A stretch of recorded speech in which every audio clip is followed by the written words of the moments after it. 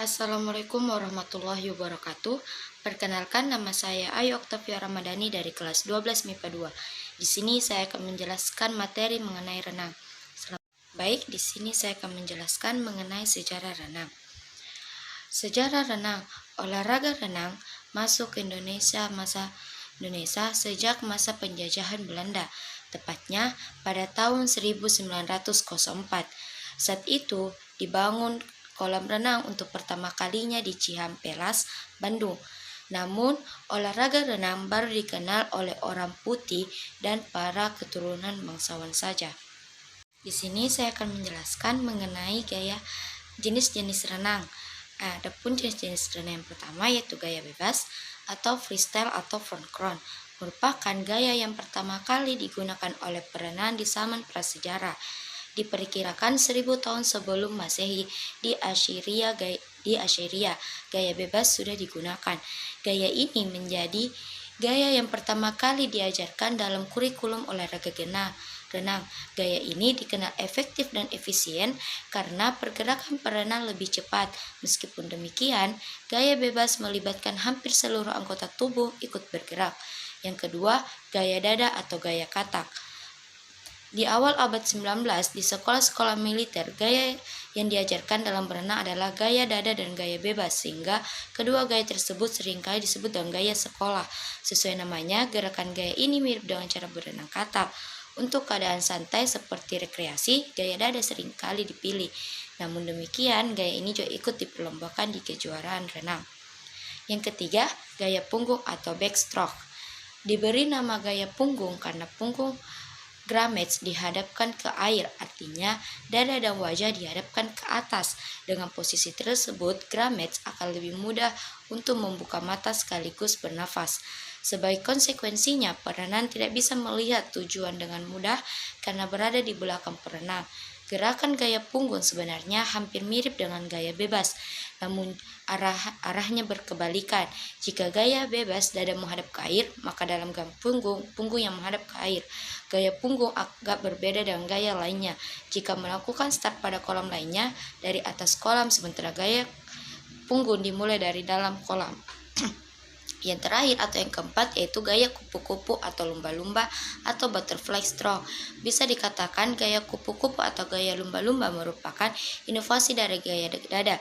Gaya ini muncul pada tahun 1933. Tidak bisa dipungkiri bahwa gaya ini cukup menantang. Soalnya selain memerlukan kekuatan otot dan lengan kaki, gaya kupu-kupu juga memerlukan konsentrasi tinggi sebab memerlukan koordinasi yang baik antara tangan dan kaki. Berarti gaya ini memerlukan waktu yang relatif lebih lama dibandingkan gaya lainnya. Namun jangan salah, gaya ini memang terlihat indah dan mengagumkan. Selanjutnya saya akan menjelaskan mengenai pemanasan sebelum berenang. Yang pertama itu memutar bahu.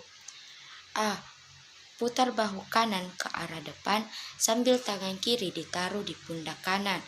B. Lakukan gerakan yang sama secara bergantian pada bahu lainnya.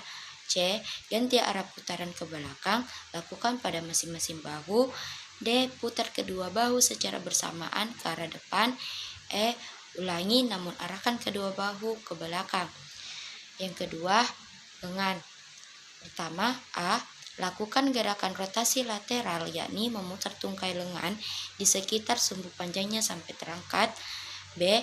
Akhiri putaran dengan menaruh kedua tangan tegak lurus di samping badan. Ketiga, bagian tubuh lainnya. Yang pertama, A. Condongkan dada ke depan dan pastikan kaki terpisah sambil sedikit ditekuk. B. Perlahan-lahan luruskan kaki kemudian satukan. C. Lakukan peregangan hamstring di mana kaki berada dalam posisi lurus dengan satu kaki bertumpu pada kotak lalu tekuk kaki tersebut. D. Bungkukkan punggung ke depan dan kemudian kembali dalam posisi tegak. Yang keempat, terjang dan regangkan kaki. Posisikan satu kaki, letakkan lengan di sisi kaki belakang, lurus di atas kepala dan sedikit ke belakang.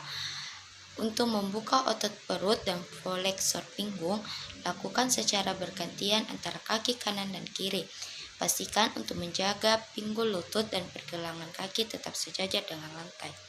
Adapun tahapan renang gaya bebas, yaitu pertama, posisi awal dengan meluncur disusul gerakan tangan. Kedua, gerakan lengan dilemparkan ke depan secara bergantian.